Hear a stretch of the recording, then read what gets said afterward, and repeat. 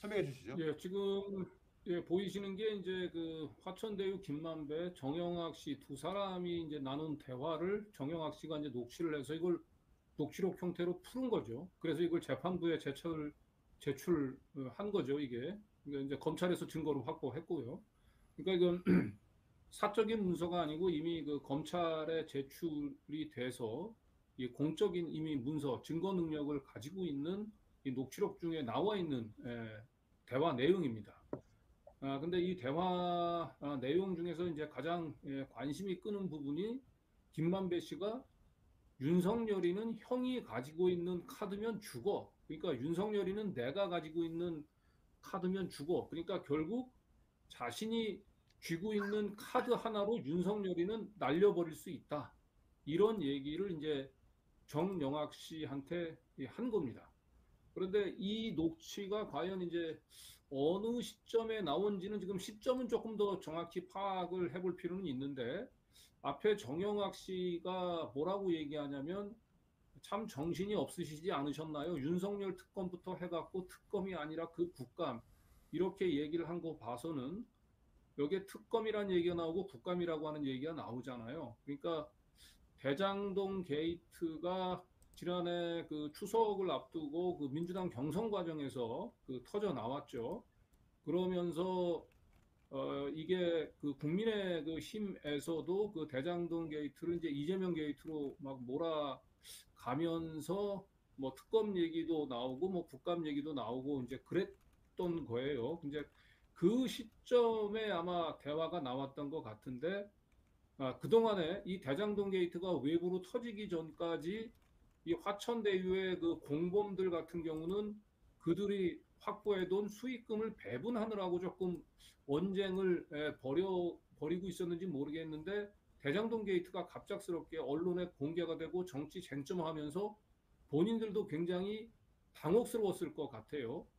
그런데 이 정영학 김만배 입장에서 봤을 때는 이 화천대유 대장동 게이트는 국민의힘이라든지 윤석열 후보자 쪽에서 별로 큰 소리 칠 게 아니라고 하는 것을 아는데 외려 국민의힘이나 윤석열 후보자 쪽에서 큰 소리를 치고 특검을 하자고 뭐 얘기가 나오니까 정영학이가 정영학 씨가 뭔가 불안한 불안감을 토로하니까 김만배 씨가 거기에 대해서 윤석열이는 형이 가지고 있는 카드면 죽어.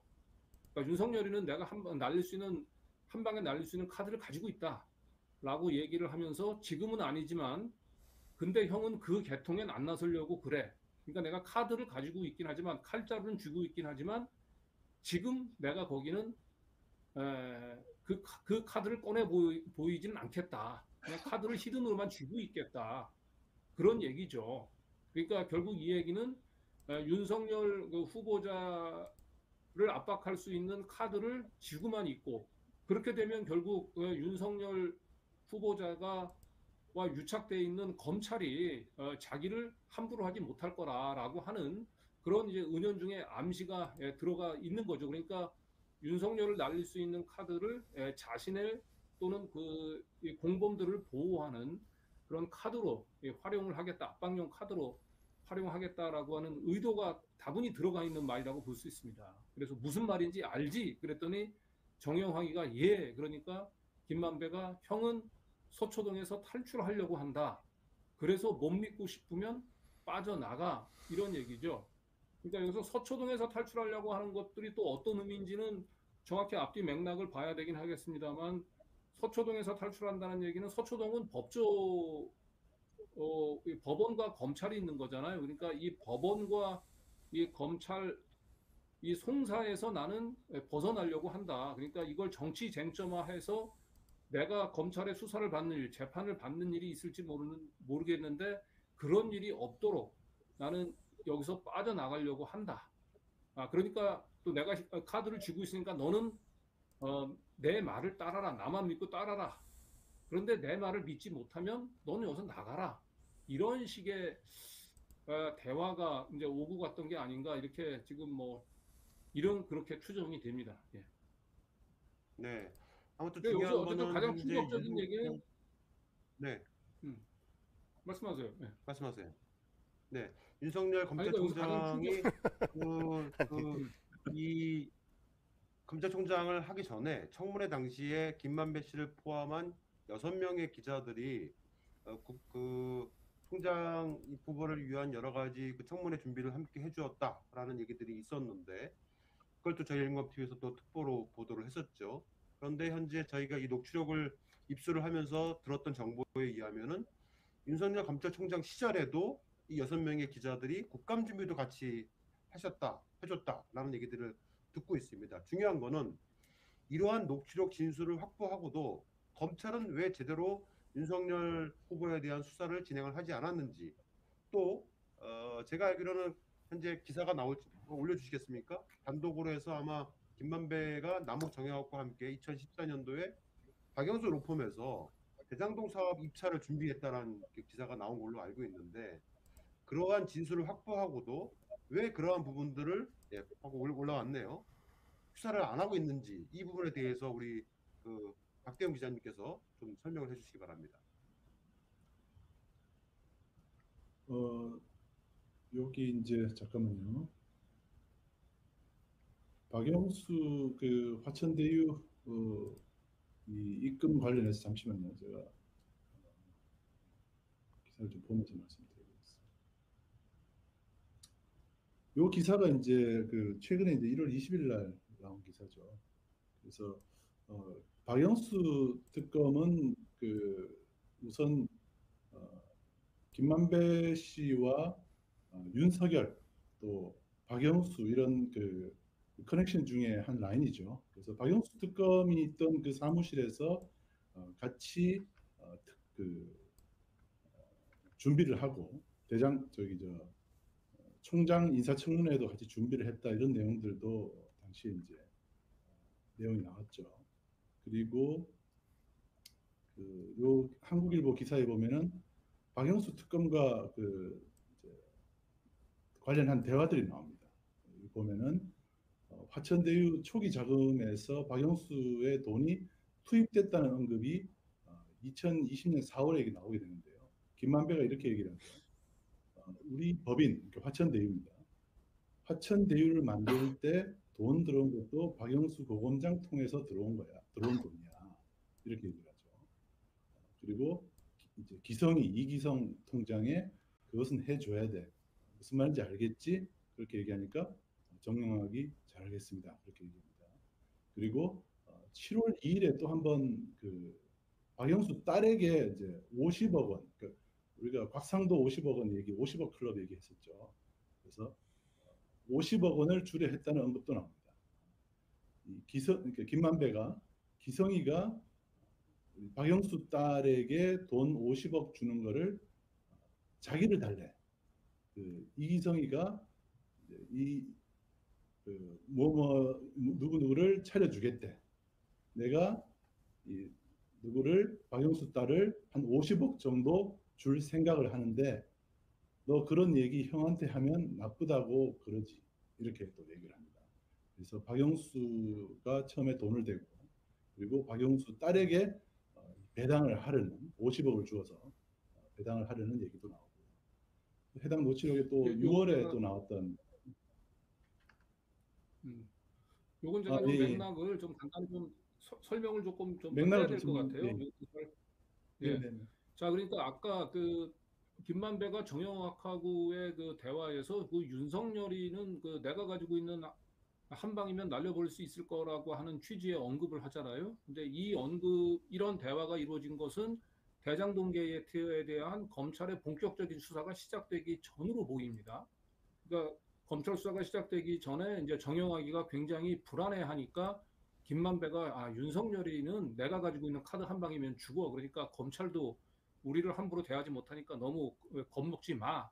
이런 취지로 얘기를 했던 거예요. 그리고 이제 방금 전에 이제 봤던 것은 이제 실제로 검찰 수사가 시작되고 난 이후에 이 김만배 씨의 진술, 검찰의 한 진술이 이제 드러난 건데 김만배 씨가 검찰 수사를 받으면서 윤석열에 대해서는 직접적으로 털어놓지는 않은 것 같아요.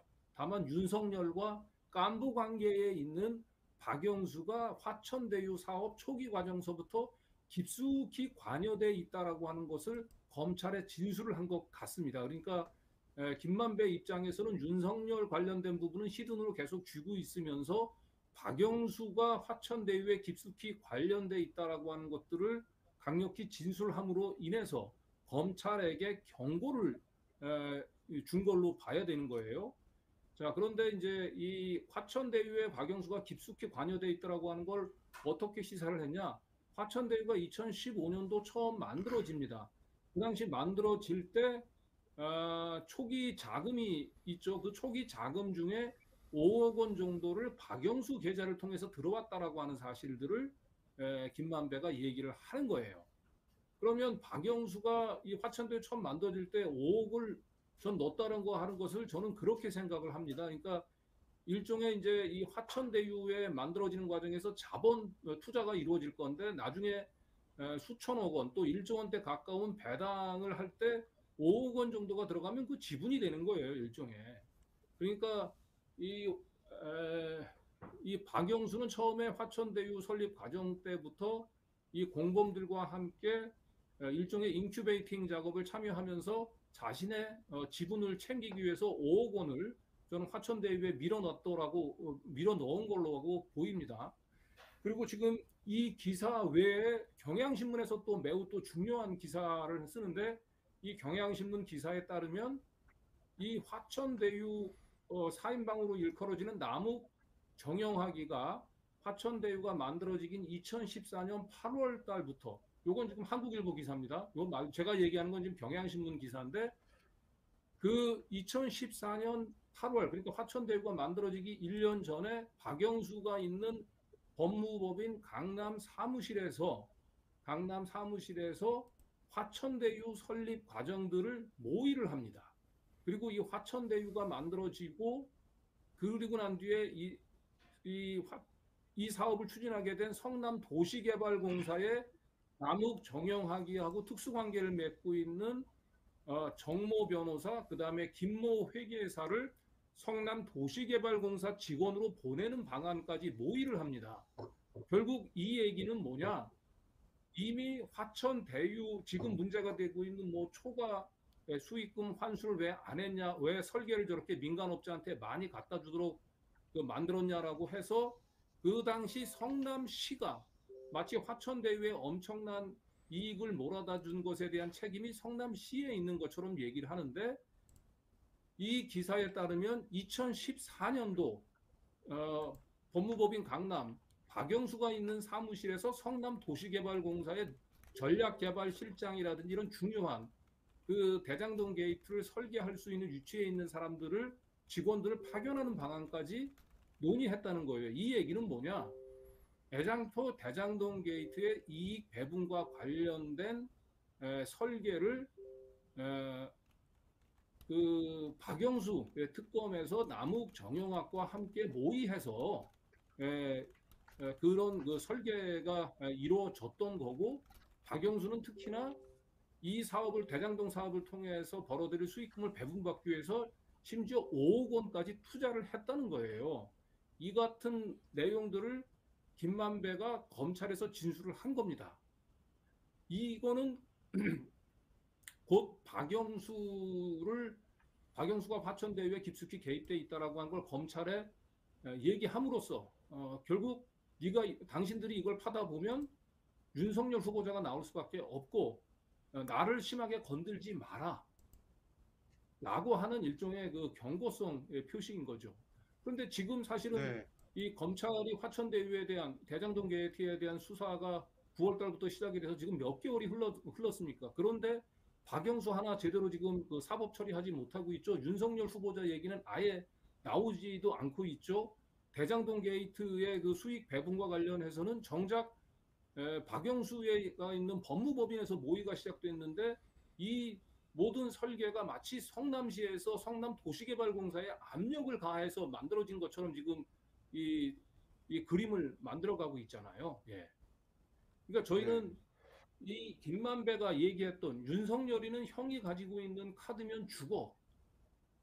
이것은 김만배가 결국은 윤석열 후보자에게 도저히 칼질을 할 수 없는 검찰의 약점을 쥐고 여전히 지금도 자신들을 이 카드를 가지고 검찰을 압박을 하고 있다. 그리고 검찰이 말을 잘 안 들으니까 박영수 관련된 얘기를 살짝 흘리고 있고, 검찰은 윤석열 후보자는커녕 박영수조차도 제대로 지금 사법 처리를 하지 못하고 안절부절하고 있는 상황이다.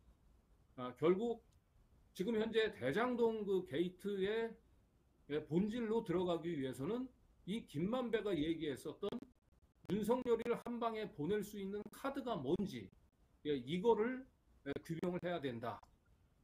그런데 윤석열 후보자는 지금까지 김만배 씨하고는 전혀 친분이 없다. 상가집에서 우연히 만나서 먼 발치로 눈인사만 나눈 사이에 불과하다.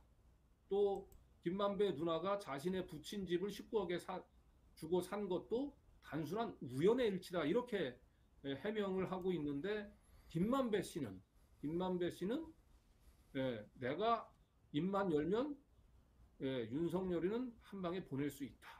이런 얘기를 공범인 정영학에게 했다는 거고, 검찰은 이 같은 녹취록에 이 같은 발언을 확인하고도 지금까지 아무런 수사를 하고 있지 않다라고 하는 상황. 그리고 이런 엄청난 녹취록 내용을 변상욱 앵커가 보도하려고 했는데 YTN 기자 11명은 집단 행동을 통해서 거꾸로 보도를 막으면서 변상욱 앵커를 지금 쫓아내려고 한다. 지금 현재 상황을 간략히 정리하면 그렇게 될 것 같습니다. 네. 자, 중요한 거는 김만배가 정영학한테 윤석열이는 라고 말을 합니다. 윤석열이는 내 카드면 죽어. 그래서 윤석열을 좌지우지할 카드가 과연 무엇일지 관심이 증폭이 좀 되는데요. 김만배는 또 그 계통에 안 나서려고 그런다 하면서 자신은 윤석열에게 피해를 줄 수도 있지만은 그렇게 하지 않겠다는 취지의 발언을 한 걸로 보입니다. 자, 중요한 거는 그렇다면 도대체 그가 갖고 있는 카드가 무엇일지 좀 유추를 해보겠습니다. 두 가지가 있을 것 같은데요.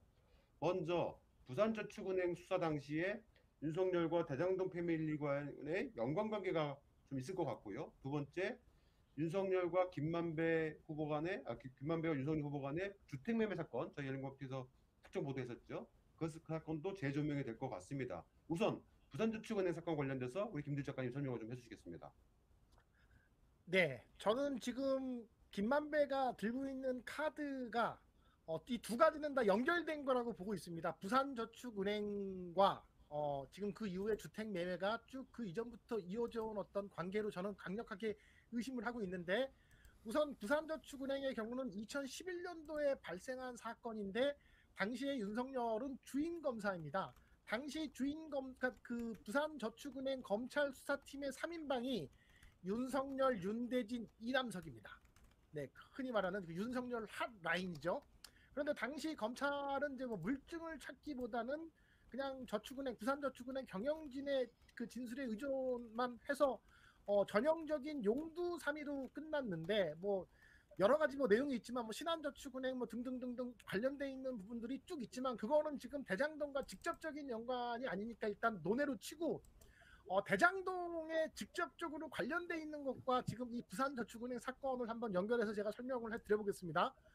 이 대장동 사건의 핵심이라고 할 수 있는 화천대유에 당시에 이제 그 화천대유의 시작은 그 당시에 C7이라고 하는 부동산 개발 시행사였습니다. 대장동 개발 사업은 원래 LH가 하던 것을 뭐 이래저래 한나라당이 주축이 된 성남시 의회로 번번이 무산되다가 이게 C7이라고 하는 회사의 민간 개발로 넘어가게 됐는데, 당연히 그러기 위해서는 사업 부지 내에 토지를 매입하는 지주 작업이 선행이 돼야겠죠. C7은 이 지주 작업을 위해서 부산저축은행이 주도하는 11개 저축은행으로부터 2009년부터 2010년까지 5차례에 걸쳐서 총 1,805억 원의 대출을 받습니다. 이 중 부산저축은행에서만 받은 게 1,155억 원이죠. 자, 그런데 문제는 이 C7이 부산저축은행으로부터 막대한 자금을 대출받는 과정에서 불법적인 알선행위, 브로커가 개입한 불법적인 알선행위가 개입이 됐던 거죠. 부산저축은행의 회장인 박연호 씨의 인척 중에서 타운하우스 사업을 하고 있던 조우형이라는 인물이 있었는데, 여기서 C7과 관련된 회계사 정영학, 지금 여기 그 녹취록에 나온 정영학이 이 조우영이라는 사람을 당시에 C7의 대표인 이강길이라는 사람에게 소개를 시켜주고 C7은 조우영을 통해 대출을 받는 과정에서 10억 3천만 원의 알선 수수료를 챙겨갔죠. 그 자체만으로도 굉장히 위법 행위인 거고 그 대출이 합당한지에 대한 부분들을 이제 체크할 수 있었는데 그게 그냥 유야무야 넘어갔던 측면들이 많습니다. 당시 부산저축은행은 부실 대출로 인해 경영 악화에 빠져 있었고 뭐 부산저축은행, 대전저축은행 뭐 등등등 이렇게 다 이제 망해갔는데 문제는 이 C7 대출 관련한 부분은 수사 결과에서 쏙 빠졌다. 이 부분만 부산저축은행의 영업 악화를 초래한 부실 대출의 집중적인 수사 대상이었음에도 불구하고 무려 1,800억 원이나 넘는 C7 대출권에 관련된 부분은 당시 윤석열 검사가 흐지부지 넘어갔다. 이게 대장동 게이트의 출발인데 자, 당시 조우영의 변호사를 맡은 사람이 바로 박영수였습니다. 박영수. 그러면 지금 이게 윤석열과 박영수 그리고 대장동에 관련된 것들은 다 강하게 연결돼 있다라는 것을 느낄 수가 있는 거고 이 화천대유는 누구 겁니까? 라고 막 그때 국힘당이 굉장히 큰 캠페인을 펼치고 있을 때 이게 열린공감에서 알고 봤더니 주인은 SK인데 하지만 그걸 파헤쳐서 거슬러 올라가면은 부산저축은행이 나오는데 그런 얘기가 나와서 특검에 대한 얘기가 나왔을 때 그래 그때 이재명 후보는 그랬죠. 특검하자. 대장동 게이트 특검하자. 그런데 그 특검에는 그러니까 부산저축은행이 시작이니 거기서부터 가야 돼. 라는 얘기를 했을 때부터 특검 얘기가 쏙 들어갔습니다. 그때부터 국힘당에서는 특검 얘기가 쏙 들어갔고 이 대장동 화천대유에 대한 얘기는 조중동에서 기사가 쏙 다 사라졌습니다. 그렇다고 하면은 지금 이 김만배가 말했던 내가 이거 한 방이면 윤석열을 보낼 수 있어 라고 제가 추정할 수 있는 것은 이 화천대유의 출발이었던 대장동 게이트의 출발이었던 당시 C7의 부산저축은행에서의 부실 대출에 관련된 것들을 수사해서 날려버린 윤석열의 책임을 피할 수가 없기 때문에 그 내용은 지금 대장동 관계자들은 다 알고 있기 때문에 한 방에 보낼 수 있다고 한 것이 아닐까 저는 그렇게 추측을 합니다. 네. 자, 우리 최 감독님 또 제보자한테 들었던 얘기가 있다면서요? 한번 말씀해 주시겠습니까? 네, 저희 녹취록 보고 상당히 좀 소름이 끼쳤는데 저희가 저번에 제가 사실 김만배 씨랑 굉장히 지근거리에 계시는 제 취재원이 하나 있습니다. 그분이 전에 간호람의 김만배 씨의 부모님, 아버님 위패가 모셔져 있는 거를 저희가 제보를 받고 가서 찾아냈는데 김만배에 대한 수사가 들어가고 검찰 출석을 하면서 그때 이제 김만배 씨가 어떻게 지금 이 상황을 받아들이고 있느냐라고 물어봤었는데 그때 뭐라고 얘기했냐면 김만배가 나는 절대로 구속될 일이 없어. 나는 절대 구속될 일이 없어라고 그때 확언을 했다고 하거든요. 그때는 뭔가 들고는 있겠지만 그런 얘기가 이제 좀 피상적으로 들렸었는데 오늘 이 녹취록을 봤을 때는 이 지금 같은 맥락의 얘기로 보이거든요. 좀 보시면은 이 똑같은 맥락의 얘기로 지금 김만배는 굉장히 큰 거를 하나 쥐고 있다. 그게 뭔지는 모르겠지만 저희가 취재한 바로는 김만배 씨가 뭐 청문회부터 시작해서 여러 가지를 다 지금거리에서 도와준 사람이란 말이죠. 저희 기자 신분으로서. 그리고 일단 물론 윤석열 후보는 자기하고 모르는 사람이다. 뭐 어쩌다 한번 질의할 때 본 적밖에 없다라고 거짓말을 했지만 저희가 취재한 바로는 굉장히 가까운 사람이고 형 동생 하면서 지내는 사이로 알고 있거든요. 그러면은 윤석열에 대해서 아킬레스건을 이 사람이 충분히 쥐고 있다고 판단을 할 수 있죠. 그게 지금 이 녹취록을 통해서 나온 것 같습니다. 네. 네. 자, 그다음에 또 다른 하나의 유추할 수 있는 카드가 있어요. 그게 이제 윤석열과 김만배 이른바 주택매매 사건인데 지금 윤석열 부친 집을 김만배 누나가 사들인 사건도 하나의 카드일 거라고 생각이 됩니다. 강주 기자님 간략하게 설명 부탁드립니다. 근데 이게 이 대장동 게이트의 처음과 시작, 끝 모두에 사실은 이제 박영수, 그다음에 윤석열 두 사람의 특수관계가 저는 작용이 돼 있다고 관련이 돼 있다고 보입니다. 그래서 김만배가 윤석열이는 내가 가지고 있는 카드면 다 죽는다라고 얘기를 하는 거예요. 그런데 이런 복잡한 이제 관계를 떠나서 윤석열 그 후보자 같은 경우는 그 화천대유 김만배 씨를 전혀 모르는 사람이라고 공언을 했단 말이죠. 그래서 화천대유 김만배 씨와 윤석열 후보자가 매우 밀접하고 친분이 있는 사이라고 하는 사실만 알려지더라도 윤석열 후보자는 그동안 이 공적인 자리에서 거짓말을 한 거기 때문에 그 자체로 사실은 윤석열 그 후보자는 선거법 위반에다가 심각한 도덕적인 문제로 사실은 이제 후보직을 내려놔야 되는 상황이다. 이제 이렇게 얘기를 할 수 있을 것 같아요. 그리고 제가 볼 때는 그 물론 이제 윤석열 후보자하고 김만배 씨와의 가장 직접적인 관계, 친분 관계를 드러내는 것은 아까도 얘기했던 2019년 4월 이제 검찰총장 지명을 앞두고 김만배 씨의 누나가 윤석열 후보자 부친의 연희동 집 잘 안 팔리는 그 연희동 그 단독 주택을 19억 원을 주고 사준단 말이죠. 이거를 이제 윤석열 후보자는 단순한 우연이라고 얘기하지만 그 누구도 사실은 상식적으로 생각했을 때 이걸 우연이라고 믿는 사람은 없어요. 어쨌든 당시 윤석열 후보자가 뭐 집이 잘 안 팔리는 고민을 검찰 내부에서 털어놨고 이 얘기를 들었던 박영수 특검이 김만배 씨한테 얘기해서 김만배 씨가 누나 명의로 윤석열 후보자 부친의 집을 사줬다. 이런 얘기도 지금 뭐 일각에서는 들리고 있고요. 어쨌든 김만배 씨의 누나가 윤석열 후보자 부친의 집을 사줬다라고 하는 것 자체로 김만배 씨와 윤석열은 사실은 특수관계에 있다라고 하는 게 어느 정도는 지금 뭐 드러난 걸로 보입니다.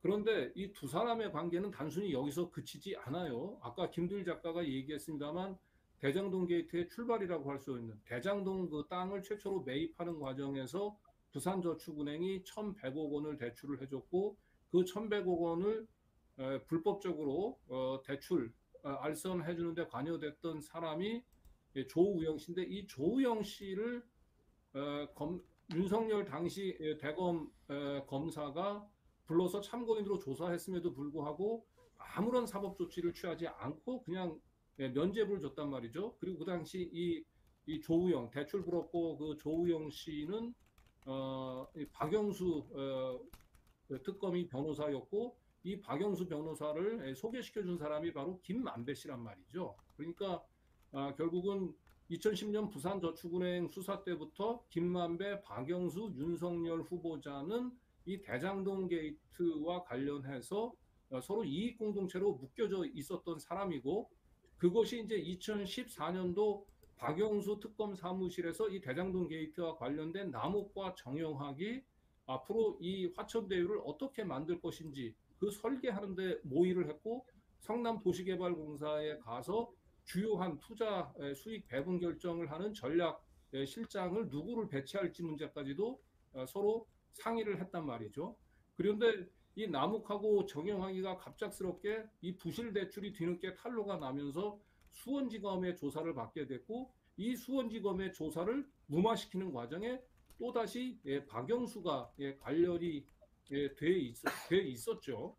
그리고 더 나아가서 이 박영수 같은 경우는 지금 이 화천대유가 저는 박영수가 처음 이를 설립하는데 5억 원을 들어갔단 말이에요. 그러니까 일종의 나중에 수익 배분을 위해서 일단 지분 투자 형식으로 저는 들어간 걸로 보이는데 이 화천대유의 상당수 돈은 박영수가 5억 들어갔고 나머지 돈은 지금 저희가 볼 때는 SK의 그 최태원 회장, SK 자금이 들어가서 만들어진 그래서 사실상 화천대유는 SK의 계열사로 보여지고요.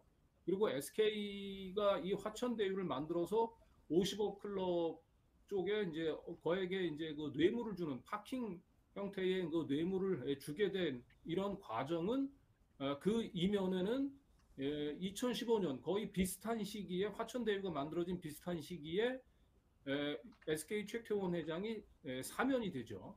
결국 그 사면이 되고 그 이후에 박영수 특검이 만들어졌을 때 이 사면과 관련된 이 금품 노비 의혹에 대해서 박영수 특검과 그 당시 윤석열 수사팀장이 SK 최태원 회장을 수사했습니다만 여기서 다시 한번 면죄부를 부여한단 말이에요.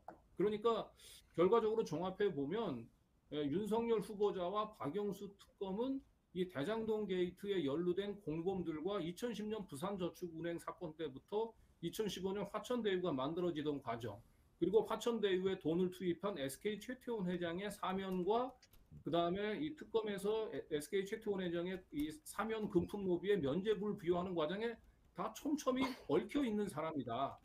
단순히 윤석열 후보자 부친 내 집 거래를 가지고 김만배와 윤석열 후보자가 연루돼 있는 게 아니고, 이들은 애당초 화천 대장동 게이트에 처음서부터 끝까지 다 틈틈이 얽혀 있는 이 공동체의 관계에 있는 사람들이다. 이렇게 보는 것이 정확할 것 같고, 그래서 김만배가 정영학한테 잘 알지 않느냐. 내가 가지고 있는 카드 한 방면 윤석열이는 다 보낼 수 있다.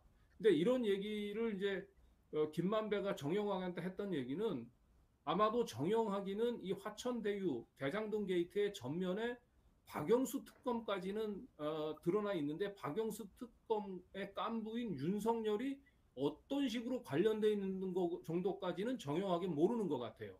다만 김만배는 박영수 뒤에는 박영수와 깐부 관계에 있는 윤석열이 이 화천대유와 대장동 게이트에 어떻게 연루되어 있는지를 정확히 알고 있는 것 같아요. 김만배는. 예. 그렇기 때문에 김만배가 이 정영학한테 검찰 수사를 앞두고 걱정하지 마라. 검찰은 우리를 함부로 못한다. 내 말 한마디면 윤석열이 날아갈 텐데 검찰이 우리를 어떻게 손을 보겠냐. 이제 이렇게 정영학에게 그래, 그런 차원에서 윤석열은 내 말 한마디면 날아갈 수 있다라고 하는 얘기가 나오게 된 게 아닌가, 뭐 그렇게 생각이 됩니다. 네, 시간이 많이 지체돼 가지고요. 요 관련돼서 저희 열린공감팀이 계속 취재 중에 있다는 말씀 드리고, 이거 관련돼서 뭐 맺은 말 하실 분 있으시지 않으시죠? 그럼 다음번 지적. 아니 근데 저는 네, 말씀하시죠, 김주 작가님.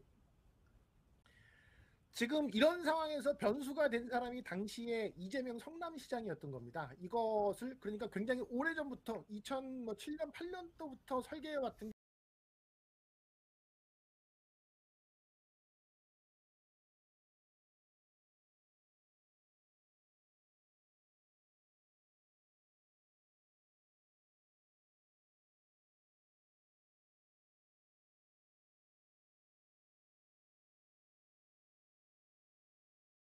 공공이익 환수로 가져오게 된 게 지금 현재 이제 대장동의 결과인 건데, 그것을 놓고 지금 뭐 민간 이익을 다 100% 환수하지 못했다라는 정치 공세를, 지금 이런 상황에서 변수가 된 사람이 당시에 이재명 성남시장이었던 겁니다. 이것을 그러니까 굉장히 오래전부터 2007년 8년도부터 설계해왔던 게 중간에 여러 번 삑사리가 났던 것을 결국은 민간 차원에서 다 100% 먹으려고 했던 것을 이재명 당시 성남시장이 들어가서 그것을 무슨 뭐 경기도 펀드를 만든다고 하고 계속 공공 개발을 한다라고 하면서 문제가 됐던 거죠. 그 속에서 계속해서 문제가 돼서 지금 이제 그 5,500억 원의 이제 공공이익 환수로 가져오게 된 게 지금 현재 이제 대장동의 결과인 건데, 그것을 놓고 지금 뭐 민간 이익을 다 100% 환수하지 못했다라는 정치 공세를 펼치고 있는 것이 지금 국힘당과 여러 언론들이 이제 의문을 제기했던 측면들이고,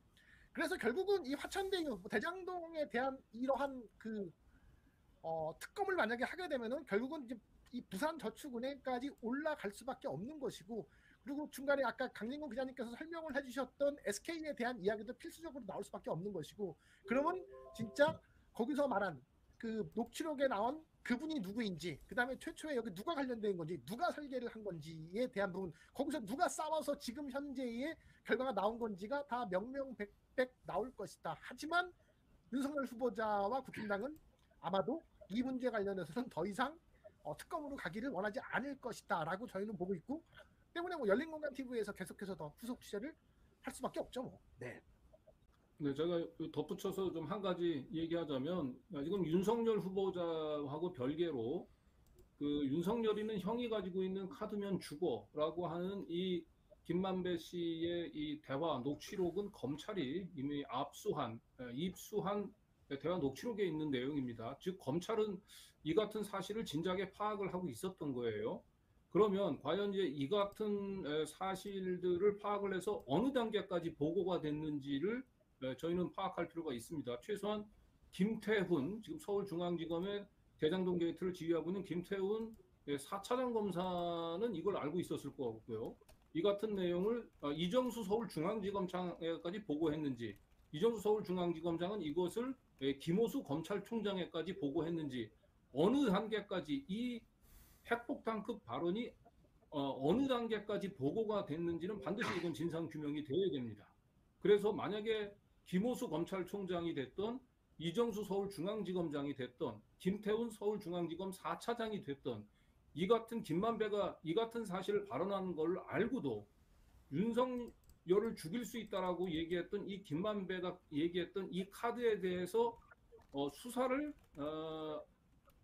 하지 못하게 했다든지, 아니면 이 같은 사실을 보고받고도 이 부분들에 대한 수사를 제대로 할 수 있도록 지시를 하지 않았다고 얘기한다면, 이 관련된 수사 라인에 있던 검사들, 김호수 검찰총장이든 이정수 서울중앙지검장이든 김태훈 4차장 검사든, 저는 책임이 결코 가볍지 않다고 봅니다. 이것은 결국 지금 현재 대장동 게이트를 수사하고 있는 검찰이 이 대장동 게이트를 이재명 게이트로 의도적으로 몰고 가고 있고, 윤석열 후보자에게 불리한 수사를 의도적으로 지금 누락을 하고 있다.